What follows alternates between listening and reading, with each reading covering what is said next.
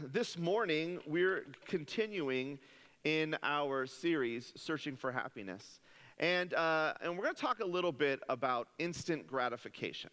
And I think there's something in all of us that really, we can all kind of relate to this. We desire instant gratification. Like in our world today, we want it our way right away. Like no one ever sits around and says, this is what I really want, and it'd be amazing if I can have it 4 years from now. And so this becomes kind of the thing. And again, in different ways, we pursue things, but what we want through all of it is we want that gratifying moment, that gratifying object, that gratifying feeling, and we want it in an instant. The problem is what researchers and scholars are telling us is that there's an embedded issue when it comes to instant gratification. So I really thought as we kicked off this morning, we'd just take a few minutes to talk about the concept of instant gratification. So let's just put this word up here on the screen, and I'm going to talk first about the gratification piece. And really, if you were here last week, when we talked about how many of us pursue pleasure in our lives, that's really this gratification piece. The idea of gratification is to search after something to find pleasure and fulfillment from it. So we don't need to spend a lot of time talking about gratification because we spent most of last week talking about it. And if you weren't with us last weekend, I'd encourage you to go online to lakesawyerchurch.org/messages, I think is where it's at. I don't know, just lakesawyerchurch.org. I said slash, I shouldn't have said slash. But anyways, on there you can watch last week's message. We talked a lot about gratification. We talked a lot about pleasure and our pursuit of it. And I want to take a second before we go any further just to say thank you. Thank you to the many of you who stood up last weekend, who made the bold declaration that we're going to choose God's way, we're going to choose God's leading in our lives over our own personal pursuit of pleasure. And I want you to know that doing that was a powerful declaration, and it was an incredible act of bravery. And I believe that God will use that and continually free you from the pursuit of pleasure that we're all after. For the time that we have together this morning, I want to focus on this first word. Instant. Like all of us, we like things in an instant. We want just to see something happen without putting in a lot of the work that is often necessary to see those things happen. Now, I've shared this before, but I am a dad. I've got 2 young girls at home, which means we watch a lot of family films. Like that's kind of what we do. And Disney is probably the #1 maker of those films. But it's been kind of fun because over the last couple years, Disney has gone back and remade some of the classics from my childhood. Now I'm gonna be honest with you. Aladdin is like my favorite Disney movie of all time. Like, I absolutely love that movie. I loved that movie when it first came out. And so I was super excited to hear that Disney was re-releasing Aladdin, this time with Will Smith starring as the genie. And so when it came out on home video, the first day it came out, we bought it. And as a family, we sat down and we watched the movie. Now, I'm not going to give away the premise of the movie. I'm sure you've watched the original. The new one is pretty much the same with it. But the general basis of the movie is that there is a lamp. And inside the lamp, there is a genie. And when the person who is the right person finds the lamp, then they're able to rub it, the genie comes out, and they're able to make a wish. And it doesn't matter what they wish for, what they want, the genie has to grant that wish. It's whatever they desire, whatever their heart leads them towards, and it happens what? Instantly. Absolutely.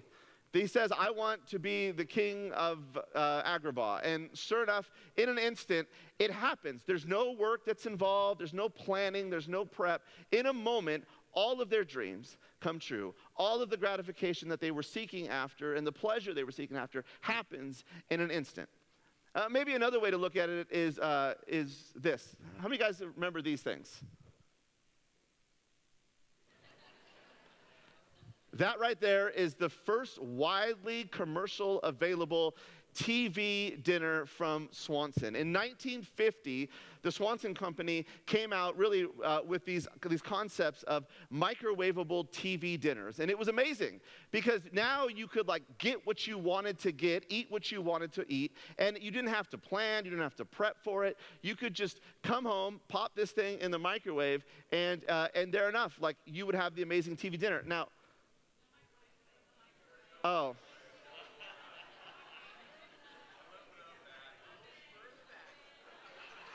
You know what's funny? The next thing I was about to say is that thing's metal. That would blow up in the microwave.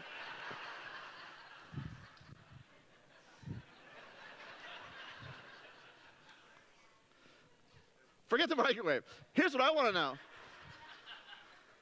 How's that supposed to be turkey?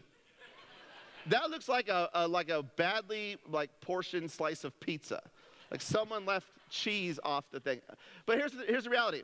1950, TV dinners come out. You put them in the oven. Then technology happens, and you can put them in the microwave. And from 1950 to 2000, TV dinners grew to be a $9 billion business. Like, it exploded. And because people love the convenience. People love the fact that you could get this dinner and you could have it in an instant. But then in the late 2000s, something began to happen. Sales of TV dinners began to decline because everyone realized they're awful. Like, they're really not good. And I know, like, someone here is like, oh, but Mike, you need to try the new line of Hungry Man dinners or Cracker Barrel. No, they're not good, okay? We can all agree that they're not good. If you think they're good, let me actually make you a real dinner. But here's my point. My point is, if you want a turkey dinner, you need to get up at 5 o'clock in the morning. You need to put the bird in the oven. You need to watch it like a hawk for like all day. You need to baste it. You need to prepare it. You need to get it out of the oven. You need to hand make your mashed potatoes, and you need to ditch those peas, because no one really wants peas, for like some candied yams, okay? Like, if you want a great meal, you have to put in the work. And that's part of the problem with this whole idea of instant gratification. We have to remember this, that you have to work for what you want. You have to. It doesn't just happen. If you want to see something happen in your life, you can't just rub the lamp and see it happen. If you want a great meal, you can't just throw it in the oven and see it happen. You have to put in the work to get ultimately what you want. Now, here's why I bring that up. Because when it comes to happiness, so many of us don't apply this concept. Like, we want to be happy. We want to be people whose lives just exude happiness. But the problem is we want it to happen yesterday. We want it to happen overnight. We don't want to work for the very thing that we desire in our lives. And even some of us, if we think, okay, well, I do want to do some work. I do want to help develop some habits to be happy. The problem is we don't really know where to begin. But the good news in all of this is that Jesus actually gives for us the perfect template of how we can develop or grow some habits of happiness in our lives. And he does it in one of his famous teachings called the Sermon on the Mount. Now, if you were here with us earlier this year, we went through a 6-week series on the Sermon on the Mount called The Best Sermon Ever. And I'm not going to recap all of that, but I do want to focus on the very beginning of what Jesus talks about to the crowd of people that have gathered, because in those opening statements, I really believe gives all of us really the framework to develop habits of happiness in our lives. Now, when Jesus begins talking to this crowd of people, he uses a word that has become commonplace for so many of us. A word that we attach to this teaching. We attach to the Sermon on the Mount. And that word is this: blessed. That as Jesus begins talking to this group of people, he starts all of his statements in this first stanza with the word blessed. Now, one of the things that I want us to understand, and a lot of us know this, is that the Bible wasn't written in English. Like, God didn't send his word down to the people in English. It was actually originally written in 3 ancient languages: Hebrew, Greek, and Aramaic. And what we have today in our world that we read as our Bibles, it's really the work of incredibly brilliant and smart Bible translators, a group of people who get together, who take the original manuscripts, the text, and try to find the best English equivalent word to match that original language word. And a lot of times, those words are pretty straightforward, pretty clear-cut, not a lot of options, but every once in a while, they'll get a word that there's a lot of different options. And so what they try to do is, with the best that they can, as a team, they select a word that they think matches the original intent of the text.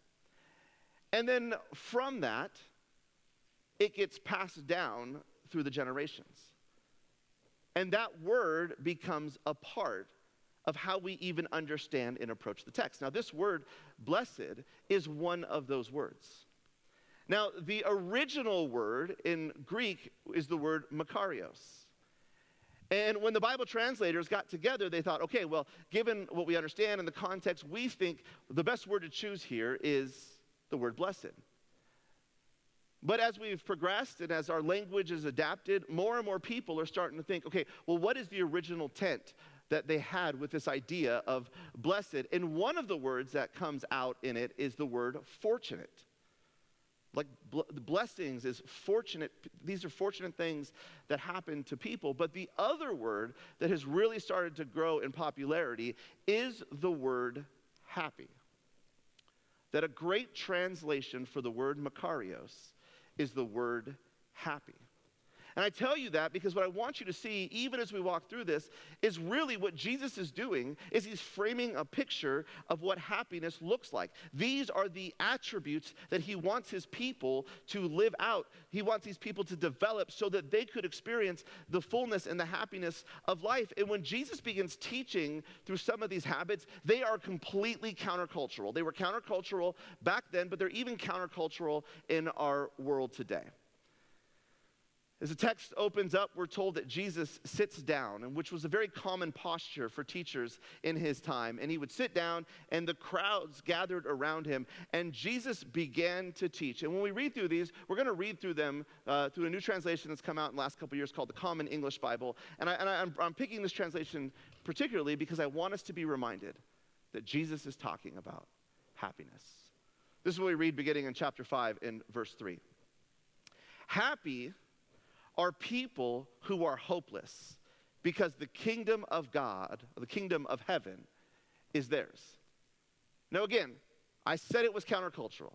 And so right off the bat, this is one of those countercultural things. Happy are people who are hopeless? That doesn't seem to make any sense. No, we have to peel it back a layer or two. We have to try to get at what Jesus' intent here. And this is really what he's saying, is that happy people understand that they have a dependence on God. That they need God in their lives. Now, when Jesus is teaching to this group of people, the reality is most of these people are incredibly poor.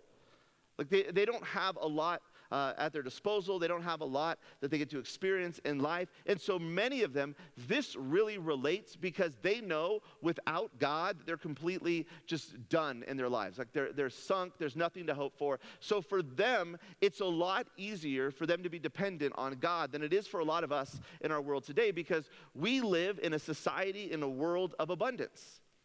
And of course, when it comes to abundance, when it comes to wealth, we all sit in different places on that equation. But the reality is, if you are an American, and we've said this before, that you are in the top 1% of global wage earners, that we are the wealthiest people in the world. And so for so many of us, this very concept can be very difficult to wrap our minds around because we're not in positions where our dependence is required to be on God.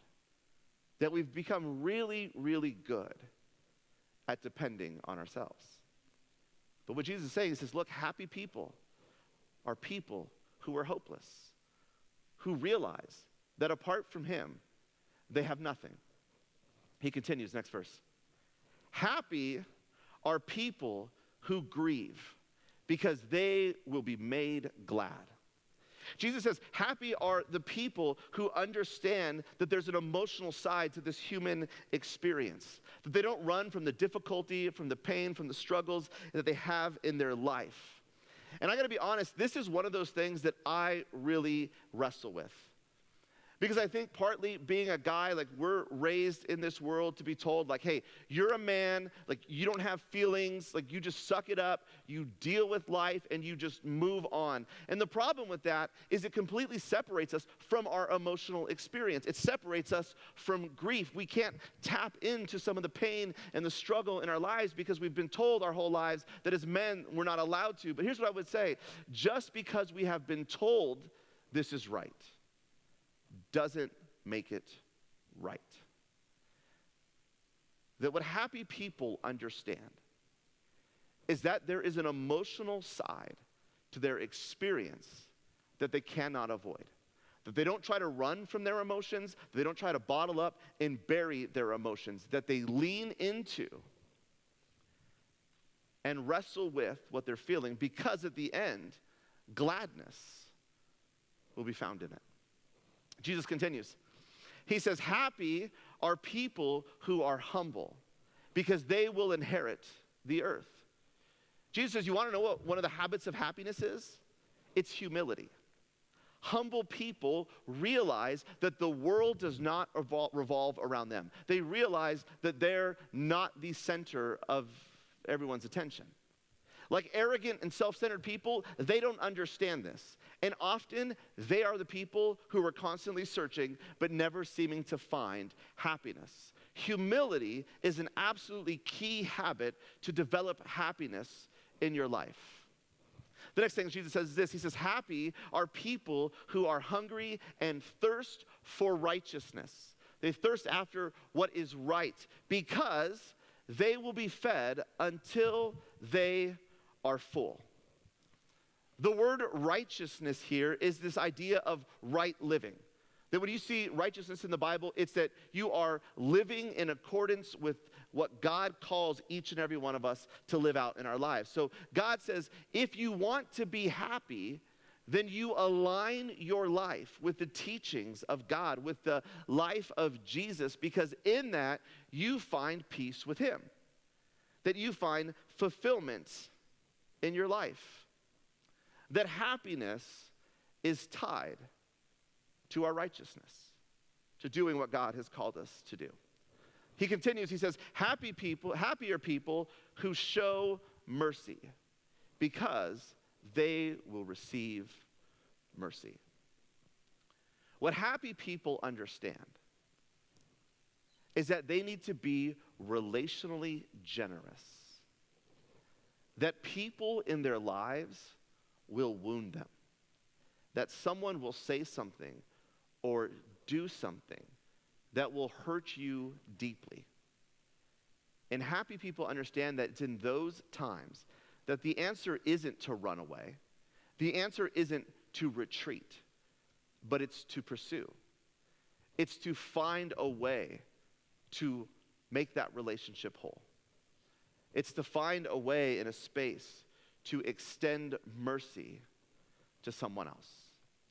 It's to give someone the gift of grace, even though they don't deserve it, which is central to the very gospel message itself. That we have all received grace, not because we deserve it, but because of what Jesus did on the cross for us. Jesus continues, he says, happy are people who have pure hearts, because they will see God. Jesus says, look, happiness comes from purity. Happiness comes from a heart that has been, that the distractions of this world have been removed, that the pursuits of this world have been removed. And the focus is on a heart that is directed towards God. That happiness, this idea of a pure heart, is a heart that is at peace with God. And when you are at peace with God, then you can then take the next step to find peace within yourselves, as well as finding peace with other people. Jesus continues in verse 9. He says, happy are people who make peace, because they will be called God's children. I think more than ever, in the world that we live in today, that this needs to be one of those statements that defines how we live our lives as Christ followers. That we are called to go into this world and do what? Make peace. That we would be known as peacemakers. That we would be known as the kind of people that bring individuals together, that seek healing, that seek wholeness. Because when you begin to see this lived out in your life, the natural result, the byproduct of being a peacemaker is happiness. You ever see relationships reconciled? Like when the two people who haven't talked in a long, long time, and you play a role that brings them back together, and some of the walls fall down, some of the barriers begin to crumble, and they begin to reconnect. If you're a part of that, no one responds to that situation like, well, that's the worst thing that's ever happened. You don't. Like, you see, and you're overfilled with joy and happiness, because this is the key. It's one of the keys that Jesus is talking about. It's one of the habits that we have to develop if we're going to bring happiness into this world, if we're going to be people that are filled with happiness. And then he concludes with this one. Happy are people whose lives are harassed, because they are righteous. Again, one of those countercultural statements. She says, you want to be happy? Then your life's going to be harassed. Other translations put that word as suffering. If you want to be happy, then you're going to suffer. Here's what all of us know. In this life, we all suffer. Each and every single one of us suffers. We suffer for things that we've done. We've suffered for things that are done to us. We suffer for doing what is right. We often suffer because someone else has done something wrong. Now here's the reality. We don't get to choose whether or not we suffer. But what we do get to choose is what we do with that suffering. And Jesus' point here is what happy people understand is their suffering comes because they are living lives that are aligned with Jesus. They're living lives that are aligned with God. And when they do that,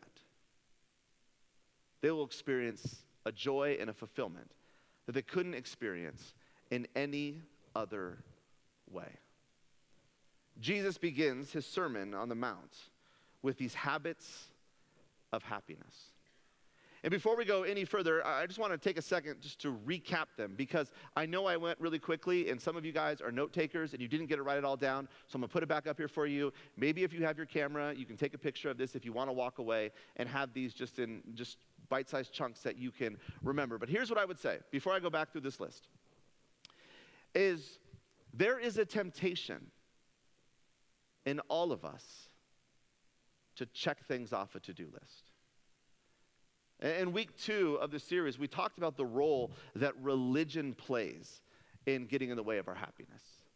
That so many of us become so focused on doing the right thing, that following what religion says is right, that we miss the relational context of happiness. We miss the more important piece that we are called to be in a relationship with Jesus. And so as I share this list, what I would say is many of you are going to feel your religion begin to pop up in you. And you're going to see this list and you're going to write it all down and think, well, these are all the things that I need to do to get right with God. And so let me just say this. If you do more things on this list, Jesus isn't going to love you more. And if you look at this list that I'm about to put up and you don't do anything else, Jesus isn't going to love you less. This isn't about earning God's love or losing God's love. This is simply Jesus saying, look, I've given you great tools, habits that you could put in action in your life to find the happiness that you're seeking after. And then we get to decide what we do with it. So here they are, in just a nutshell. The first habit of happiness is this, that there's a dependence on God. You will never be happy unless God is the source of that happiness, that God is center in your life. Number 2, that there is a relational connection. We've talked about this throughout the series, that happiness is more of a product of who than what. It's about the relationships that we have in our lives, that they are the ones that bring fulfillment, that our relationships are the ones that sustain us. Number 3, humility. If you want to be happy, you have to be humble. And for some of us, that's hard. And again, all countercultural statements, because in our society today, we're not told to be humble. We're told to make a great name for ourselves, pursue what we want. And really the truth is, wherever we talk about humility, it's often a false humility. But Jesus says this is one of the keys to finding sustained happiness in your life. Number 4, that there'd be right living. That you would intentionally choose to align your life with the kind of life that God calls us to. That you would prioritize his leadings, that you would prioritize his calling on our life over your own personal pursuits. Number 4, that you would be generous. And by that, what we're really talking about is that you're relationally generous. That you give of yourself, that you give of your time, that you seek people out, that you pursue brokenness in relationships, which ties into number 6 is simply this, that you would make peace. Every happy person makes peace. If you go on the Community of Maple Valley's Facebook group, there's not a single happy person there. So what if that was us? What if we were the kind of people who said, you know what, we're going to make peace. We're going to bring healing. And number 7, happy people understand this, that they embrace suffering, that it's an inevitable part of the human experience. We have to choose whether or not we'll embrace it. Now, I realize as I share this list, for many of you, you'll look over it and there'll be a couple things right away. You're like, okay, I'm doing pretty good at this, or I really could grow at one of these things. So here's what I would say, not to overwhelm ourselves, but here would be maybe one of the takeaways for this morning, is identify one habit on this list that you know, not because the person next to you tells you, but that you know that you need to grow in. And commit to grow in that area over the next week and the next month. Not because you're trying to earn God's love, but because you realize that Jesus has given each and every one of us the key to finding sustained happiness and fulfillment in our lives. What is it that we have to do to continue to grow? You see, just like the genie in the lamp or TV dinners, something as good and as life-giving as happiness, it doesn't happen overnight. You can't microwave yourself to happiness. You have to be willing to work. The Bible calls it the law of the harvest. Like all throughout the Bible is embedded this concept of the law of the harvest. And really, Jesus grew up in a very different time, in a very different world, where it was an agrarian culture, and literally agriculture is what drove everything. Every conversation centered around what are you growing, what are you producing, what season it is, when do you want to plant. So again, a very different culture than drives us today, but throughout that is this embedded concept of you reap and you sow. It's the law of the harvest. You reap and you sow and you reap. You put in the work and you get the results. That things don't happen overnight. They happen over seasons of life that you plant the seeds, and over time those seeds bear fruit, and then you get to reap the harvest. You experience the joy of the hard work. And as we wrap up our time together this morning, I want to take a little bit of time just talking about the law of the harvest, because I think we forget some of these key principles. And so what I don't want us to do is to run out of here and think, okay, I'm going to do all this so I can be happy. Because the truth is, we really quickly fall into this whole idea of instant. We think, I'm going to do all this, and then it's going to happen. But that's not what the law of the harvest tells us. So there's 3 key concepts of the law of harvest that will play into you developing habits of happiness in your life. First one is this: you sow and reap your way to happiness. Now, we've talked a lot about this. It doesn't happen in an instant. You sow, you put in the seeds, you reap, you take in the harvest, you do the hard work to experience happiness in your life. That it is a process, and it's a process that happens over a season. Paul would say these words to the church that he wrote to in Galatia. He would say, a man reaps what he sows. So we've been talking about this. A man reaps what he sows. A man receives what he puts in.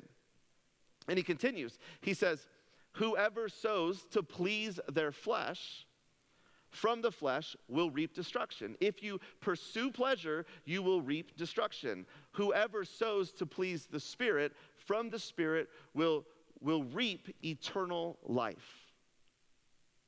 Again, the seeds that you sow will lead to the product that you reap. That you sow and you reap your way to happiness. There it is. That you sow and you reap your way to happiness. And the second principle of the law of the harvest is simply this: you reap more than you sow. That you always reap more than you sow, which is so refreshing, because sowing is really, really hard work. I mean, it is. And so to know that we will reap an abundance of what we sow is an incredibly powerful reminder and an encourager in the work that we're going through. In the book of Matthew, Jesus tells a story about a farmer. He says a farmer goes out and he scatters seed in the field, and scattering seed is a hard job because it just kind of like goes everywhere. You don't always have control over where the seed lands. And he says, look, some of that seed landed on the pathway. He says some of the seed actually landed among rocky soil, some of the seed landed among thorns, but a portion of the seed landed in incredibly rich and lush soil, the kind of soil that produces great fruit. And ultimately, the seed that landed in that soil, it reaped a harvest of abundance. And this is what Jesus says in Matthew 13.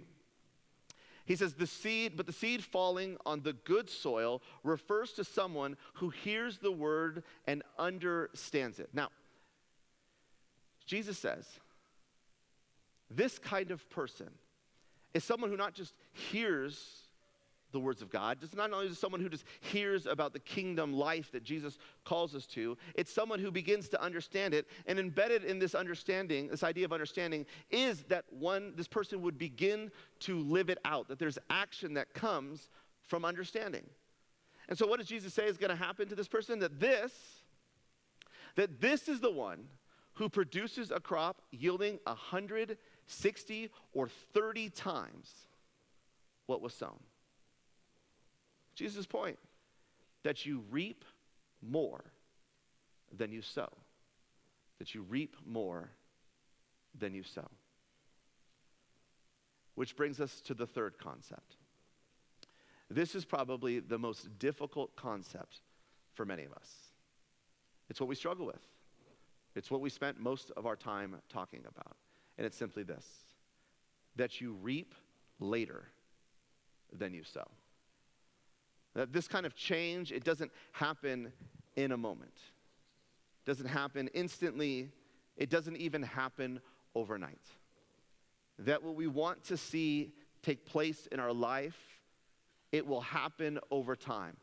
Because what we reap will be a lot later than when we sow it. So the reality is, in this season of doing the work, of sowing the seeds, we can't allow ourselves to become frustrated or disappointed that we're not reaping the kind of harvest that we thought we would be reaping in this season. Here's what got me as I kind of walked through this whole teaching of Jesus. You don't get to choose what you reap. You only get to choose what you sow. And part of the struggle for me in my life, and I'm sure similar to a lot of us, is we just want to reap. We just want to get what we want, but we don't do the work to sow the seeds that will lead to the harvest that we're after. We don't get to choose what we reap, but we get to choose what we sow. And so if you want to be the kind of person whose life is filled with happiness, then sow the seeds, sow the habits of happiness, so that ultimately you can reap the reward of happiness in your life. Not just happiness that comes in a season, but happiness that lasts forever.